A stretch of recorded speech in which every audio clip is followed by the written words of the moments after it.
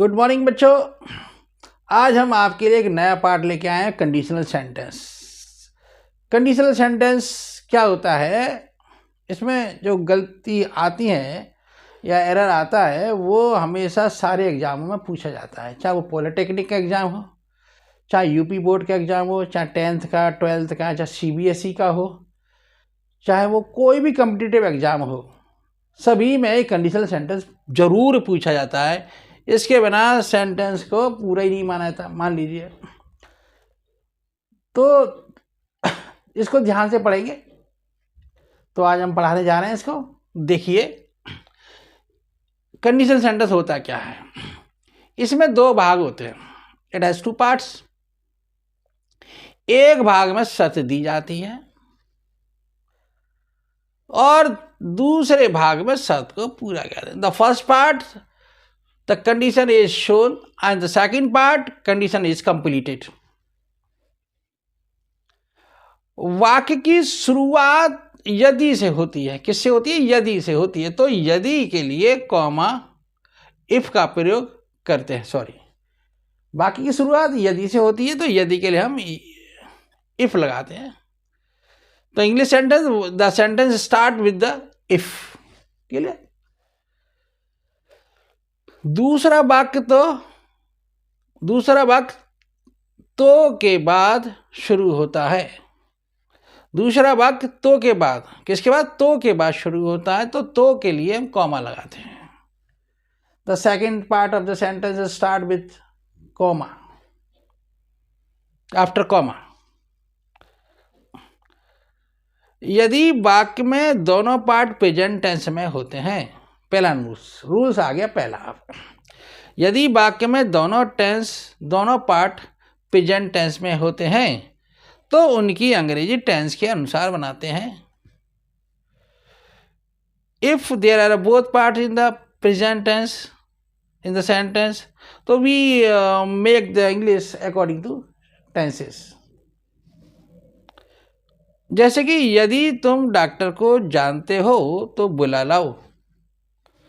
तो पहला सेंटेंस है यदि तुम डॉक्टर को जानते हो तो जानते हो। एक सेंटेंस यहाँ खत्म हो गया, तो ता है ती है प्रेजेंट इंडेफिनिट हो गया। तो प्रेजेंट इंडेफिनिट में इसकी अंग्रेजी बनाई जाएगी। इफ लगा दिया यदि के लिए, तुम के इसलिए यू लगा दिया। नो मीन्स जानना होता है प्रेजेंट इंडेफिनिट में, एस या यस लगाते हैं, और लेकिन I you we they and plural के साथ एस या एस नहीं लगाते, इसलिए कुछ नहीं लगाया यहाँ, केवल नो आ गया। If you know the doctor, तो के लिए हमने कॉमा लगाया यहाँ। We use comma for the तो। अब दूसरा सेंटेंस है बुला लाओ। ये हमारा इम्परेटिव सेंटेंस है। कौन सा है? Imperative sentence. तो कॉल हिम। इम्परेटिव सेंटेंस में क्या होता है? पहले वर्ब आती है, फिर ऑब्जेक्ट आता है। क्लियर?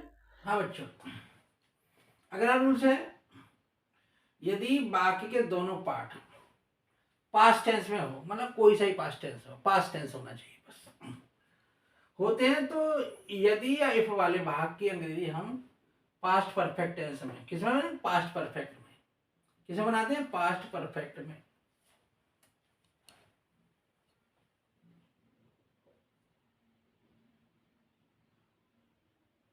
प्लस सेकंड पार्ट की अंग्रेजी में, सेकंड पार्ट की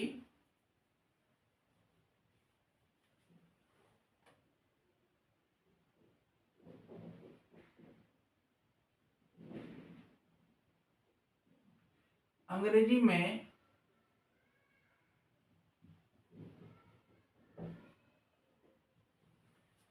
वुड हैव या शुड हैव प्लस V3 का प्रयोग करते हैं, या V3 का प्रयोग होता है। क्लियर? जैसे कि यदि आप मेरे पास आते, ये भूतकाल की बात है, आई नहीं, तो मैं तुम्हारी सहायता करता, मैंने सहायता की ही नहीं। दोनों ही बात भूतकाल की हैं, दोनों ही बात पास्ट टेंस की हैं। तो पहले भाग की अंग्रेजी, इफ वाले भाग की अंग्रेजी हम पास्ट परफेक्ट में बनाएंगे। तो if you had come to me, if यदि के लिए लग गया, यू आपके लिए गया, परफेक्ट टेंस में हैड का प्रयोग करते हैं, प्लस V3 आती है। If you had come to me. दूसरे भाग में क्या करेंगे? आई आई और बी फर्स्ट पर्सन होता है तो हमेशा शुड का प्रयोग करते हैं, तो I should have helped you. Clear. अगला रूल्स ये है, यदि वाक्य के दोनों पार्ट फ्यूचर टेंस में होते हैं तो यदि इफ वाले भाग की अंग्रेजी हम प्रेजेंट इंडेफिनिट में बनाते हैं, प्रेजेंट इंडेफिनिट में, किसमें, प्रेजेंट इंडेफिनिट में, प्लस सेकंड पार्ट की अंग्रेजी फ्यूचर इंडेफिनिट में बनाते हैं। क्लियर। जैसे यदि तुम पढ़ोगे तो पास हो जाओगे, तो पहला टेंस किसमें है, प्रेजेंट इंडेफिनिट बनाएंगे इसको। इफ यू रीड तो प्रेजेंट इंडेफिनिट में कुछ नहीं आता, केवल V1 में ऐसे लगता है सिंगुलर के साथ, और प्लूरल और आई यू बी दे बहुवचन के साथ, sorry I you we they and plural के साथ वर्ब में एस नहीं लगाते हैं। रूल्स हमें पहले से याद होना चाहिए। तो इफ यू रीड कॉमा, तो दूसरे की अंग्रेजी क्या था, फ्यूचर इंडेफिनिट में, किसमें, फ्यूचर इंडेफिनिट, सेकंड पार्ट आ गया, तो you will be pass. Clear. अगला रूल्स है, यदि वाक्य में फ्यूचर की इमेजरी कंडीशन हो, इमेजिनरी कंडीशन होती है या काल्पनिक शर्त होती है, तो इफ या यदि plus past indefinite plus second part में वुड या शुड प्लस V1 आती है। जैसे यदि मैं दिल्ली गया तो तुम्हारे लिए शर्ट लाऊंगा। अगर मैं दिल्ली गया तो कैसे की इमेजिनरी कंडीशन है, गया गया नहीं गया, जाऊंगा तो ही तो लाऊंगा, फ्यूचर की बात है ये। तो if I went to Delhi क्या हो गया, past indefinite. If I went to Delhi, यदि मैं दिल्ली गया, तो के लिए कॉमा लगा दिया। तुम्हारे लिए शर्ट लाऊंगा तो I should bring for your shirt, I should bring for your shirt, would या शुड लगाएंगे तो आई के साथ शुड ही लगेगा, I should bring for you a shirt. अगला रूल्स लिखाते हैं। हाँ बच्चों, अगला रूल्स है, यदि वाक्य में पास्ट की इमेजिनरी कंडीशन या काल्पनिक शर्त होती है और वाक्य में हुआ, हुई, होता जैसे शब्द आते हैं, तो हम क्या करते हैं, तो रूल्स ये है, इफ वाले भाग में इफ प्लस वर्ग का प्रयोग करेंगे, चाहे करता किसी भी सब्जेक्ट का क्यों ना हो, चाहे ही हो, चाहे आई हो, चाहे रवि हो, चाहे राम हो, कुछ भी हो, सबके साथ वर आएगा, प्लस बी बनाएगी, वर्ब की फर्स्ट फॉर्म आएगी। प्लस सेकंड पार्ट में क्या करेंगे, वुड, क्या लगाएंगे, वुड प्लस V1 लगाएंगे। क्लियर। जैसे कि उदाहरण के लिए यदि मैं राजा होता, तो ये समय निकल गया। अगर हम पढ़े, जैसे हम कहते हैं यदि हम पढ़ गए होते तो बहुत कुछ कर लेते, पढ़े नहीं इसलिए मजदूरी कर रहे हैं, इसी प्रकार का। जैसे यदि मैं राजा होता तो if I were a king, तो सभी की सहायता करता, I would help to all. Clear. अगला रूल्स इस प्रकार से है, यदि वाक्य में मानो कि, जैसा कि, इस प्रकार के शब्द आते हैं तो एज इफ का प्रयोग करते हैं। किसका प्रयोग करते हैं इनके लिए, एज इफ का प्रयोग करते हैं। रूल्स क्या होता है, फर्स्ट पार्ट प्रेजेंट इंडेफिनिट में, किसमें, फर्स्ट पार्ट में प्रेजेंट इंडेफिनिट में कर दीजिए,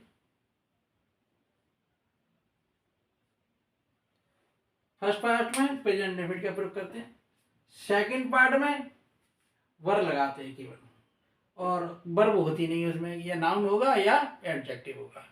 ठीक है, इसमें नाउन होगा या एडजेक्टिव होगा, वर्ब होती नहीं है, तो इसलिए वर्ब V1 का, V2 का, V3 का हमने कोई उदाहरण, कोई मतलब चर्चा भी नहीं की है। जैसे कि उसमें वर्ब, उसमें मेन वर्ब नहीं होती है।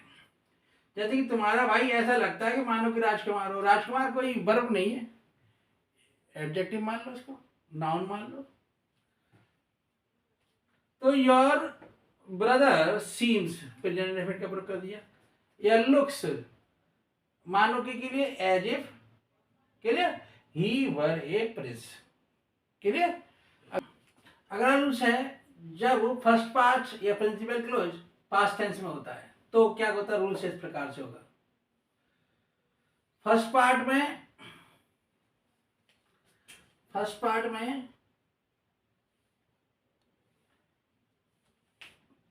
फर्स्ट पार्ट को मैं किया को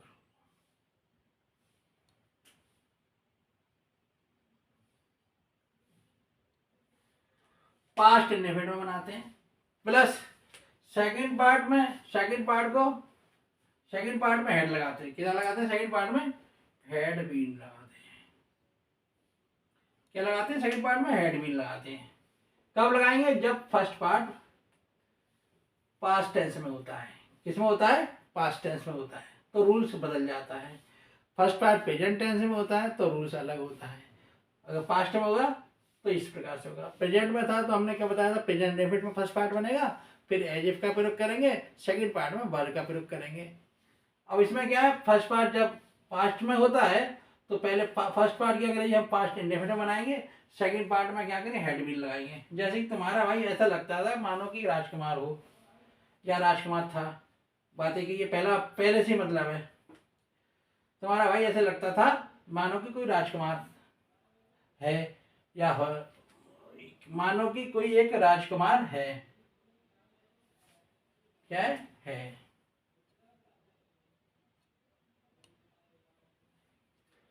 तो your brother looked, past indefinite में हो गया। Your brother looked as if, मानो कि लगा दिया, he had been a prince, he had been a prince. समझ में आया बच्चों? अगला रूल्स, एक रूल्स और बचा है।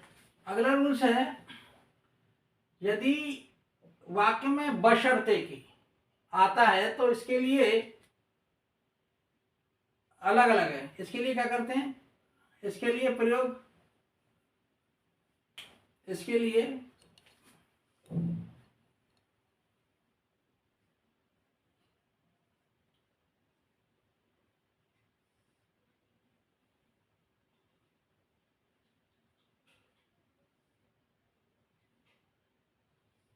इस प्रकार से है। सुझाव के अर्थ में होगा तो प्रोवाइडेड दैट होगा। कार्य की बाध्यता के अर्थ में होगा तो ऑन द कंडीशन होगा। समय की बाध्यता के अर्थ में होगा तो एज लॉन्ग एज होगा। ठीक है, अर्थ अलग होंगे। सुझाव के अर्थ के लिए होगा तो प्रोवाइडेड दैट होगा, प्रोवाइडेड दैट। कार्य की बाध्यता के अर्थ में होगा तो ऑन द कंडीशन होगा। समय की बाध्यता के अर्थ में होगा तो एज लॉन्ग एज का प्रयोग होगा। जैसे कि नोट, नोट में क्या है, इंग्लिश टेंस के अकॉर्डिंग ही बनाएंगे। जैसे टेंस होगा, जैसे कि पहला टेंस है, तुम प्रथम श्रेणी प्राप्त कर सकते हो। क्या है? तुम प्रथम श्रेणी प्राप्त कर सकते हो, प्रेजेंट इंडेफिनिट हो गया। बशर्ते कि तुम दिन रात परिश्रम करो। क्या है? बशर्ते कि तुम दिन रात परिश्रम करो, दोनों ही प्रेजेंट इंडेफिनिट है। तो you can get first division provided that, किसके लिए? सुझाव के लिए है, तो provided that you work hard day and night, यही प्रेजेंट इंडेफिनिट है, you work hard day and night. ठीक, अगला रूल है बच्चों, ये वाला कार्य की बाध्यता के अर्थ के लिए ऑन द कंडीशन दैट लगाते हैं। मैं तुम्हें इस बार क्षमा कर सकता हूं, इस बार, बशर्ते कि तुम ऐसा पुनः न करने का वादा करो, वादा करो। तो I can excuse you this time, मैं तुम्हें समय इस बार क्षमा कर सकता हूँ। I can excuse you this time, इस बार।